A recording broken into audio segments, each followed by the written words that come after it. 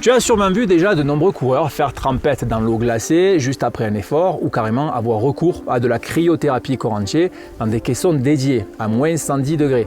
Peut-être même que tu pratiques ou as déjà pratiqué ces méthodes. Évidemment, le but principal de ces protocoles a pour but d'améliorer la récupération. Est-ce que cela est réellement fondé? Si oui, comment ça marche? Quelle différence y a-t-il entre les bains froids et la cryothérapie corps entier? Quels sont les réels effets et est-ce qu'ils sont simplement limités à la récupération? C'est ce que nous allons aborder aujourd'hui. Toutes les études dont je parlerai sont vérifiées et consultables dans les liens que je mettrai à disposition dans les commentaires ci-dessous. Salut, c'est Damien de Passion Trail et bienvenue dans cette nouvelle vidéo où on va voir aujourd'hui les effets de la cryothérapie, mythe, réalité. On va voir ça, c'est parti.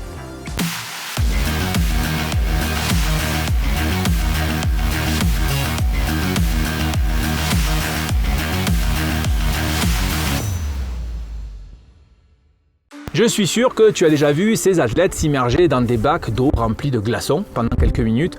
Ou peut-être que tu procèdes toi-même à ce genre de méthode, mais généralement ce processus est exécuté directement après des séances à haute intensité, plutôt traumatisantes, dans le but prioritaire de favoriser la récupération et bénéficier d'un effet antalgique et anti-inflammatoire. Aujourd'hui, les études les plus récentes ont démontré que les protocoles avaient évolué et que l'immersion dans des eaux glacées n'était pas forcément nécessaire pour en tirer les bienfaits maximaux. En effet, il serait plus judicieux de rester entre 10 minutes et un quart d'heure dans une eau comprise entre 10 degrés et 15 degrés que dans des bacs glacés où la température peut descendre en dessous des 8 degrés et où le temps d'exposition sera beaucoup plus difficile à maintenir. Bref, cela fait maintenant quelques années que ce système est appliqué chez de nombreux sportifs. Les études sont multiples, tout comme le sont les résultats dont on parlera un petit peu plus tard. La cryothérapie corps entier existe depuis de nombreuses années maintenant et elle est appliquée dans de nombreux domaines. Elle profite non seulement aux sportifs pour favoriser la récupération juste après un effort, mais influe aussi sur d'autres facteurs comme le stress et le sommeil.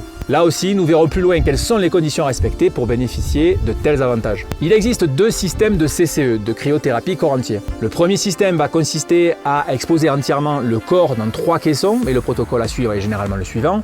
On entre tout d'abord dans un caisson à moins 10 degrés, puis dans un second à moins 60, pour terminer enfin dans un dernier caisson à moins 110 degrés où l'on restera exposé pendant environ 3 minutes. Le deuxième système, quant à lui, est une exposition partielle du corps dans une sorte de capsule qui utilise de l'azote liquide pour refroidir le compartiment à des températures pouvant atteindre jusqu'à moins 180 degrés. Le froid est sec et notre organisme répond immédiatement à ce stress thermique par des réactions physiologiques en chaîne qui perdureront des minutes voire des heures après l'exposition. De nombreuses études ont été menées sur le sujet de la cryothérapie, quel que soit le moyen utilisé, et les conclusions sont toutes unanimes.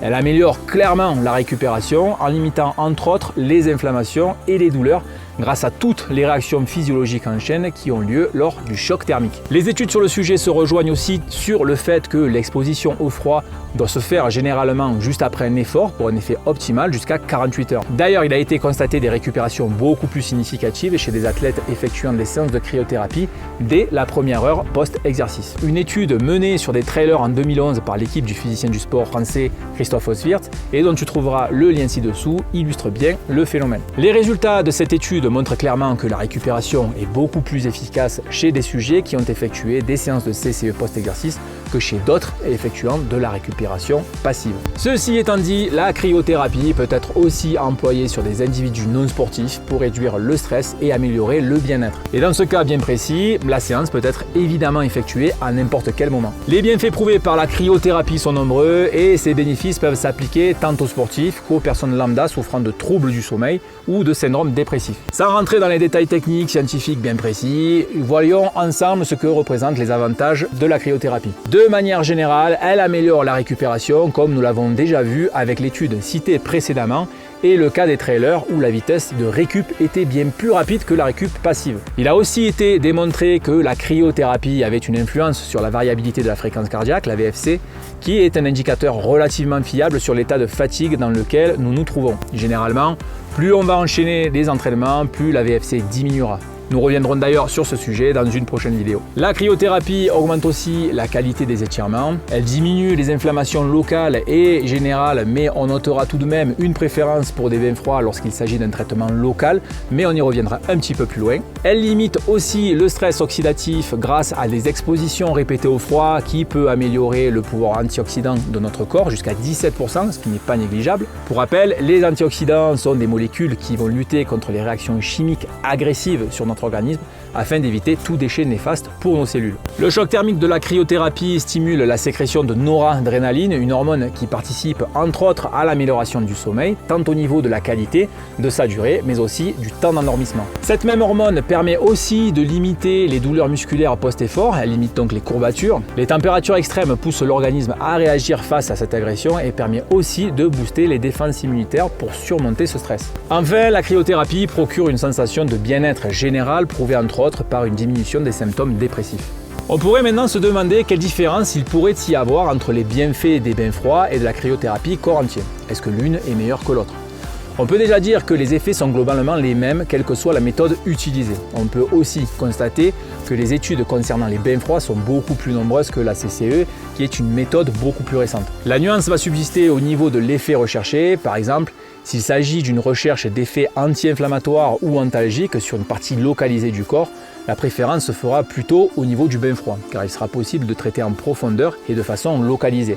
Si par contre l'objectif est d'améliorer la récupération, le bien-être et la qualité du sommeil, alors la CCE semble être une meilleure option. Pour des moyens matériels et financiers évidents, il est beaucoup plus facile de se faire couler un bain froid dans une baignoire que d'avoir un dispositif de cryothérapie corps entier dans son salon ou son garage. Nous connaissons maintenant la nuance qu'il peut y avoir entre bain froid et CCE, et lorsque l'on reprend tous les avantages et bienfaits que cela peut apporter, on serait tenté de crier au remède miracle et de se dire « bonne maison, je vais me faire de la cryo tous les jours, comme ça je serai au top de ma forme ». Sauf que, comme le dit le proverbe, il ne faut pas abuser des bonnes choses. Et c'est exactement le cas ici, car comme dans beaucoup de cas, si l'on s'habitue, le corps va encaisser ça régulièrement et un phénomène d'accoutumance s'installera et les bienfaits seront donc de moins en moins efficaces. C'est donc pour cela qu'il est plus judicieux de varier les systèmes de récupération sur différentes périodes de la préparation ou de la saison. Ce ne sont pas les moyens qui manquent, outre la cryothérapie, la récupération peut se faire via l'électrostimulation, les massages, le foam roller, les bas de contention, bref. Il y a pas mal d'outils pour pouvoir s'organiser correctement. Donc on vient de voir qu'il vaut mieux organiser des périodes ou des cures de cryothérapie, mais est-ce qu'une seule séance isolée peut tout de même avoir un effet sur notre corps ? La réponse est oui. Une seule séance de CCE par exemple améliore tout de même la qualité du sommeil, les défenses immunitaires, la sensation de bien-être ainsi que la fatigue perçue. Cependant, il faudra compter plusieurs séances pour optimiser et bénéficier pleinement de ces avantages restants cités précédemment. Quelle que soit la méthode utilisée, la cryothérapie reste un procédé intéressant et efficace pour améliorer la récupération, mais pas que. Si on prend par exemple le cas de la CCE, elle interfère aussi de manière plutôt positive sur l'amélioration du sommeil et du bien-être. Comme toutes les méthodes déjà existantes, il est souvent plus judicieux de les varier en fonction des périodes afin de ne pas tomber dans une certaine accoutumance qui limiterait les réels effets escomptés. Et voilà, c'est tout pour cette vidéo. Si ça t'a plu, n'hésite pas à laisser un petit pouce bleu, ça m'encourage, ça fait toujours plaisir. Si tu n'es pas encore abonné à ma chaîne YouTube, je t'invite à le faire pour être tenu informé des prochains posts. Si tu as une quelconque question au sujet de cette vidéo, surtout n'hésite pas à me les poser dans les commentaires ci-dessous, je me ferai un plaisir d'y répondre.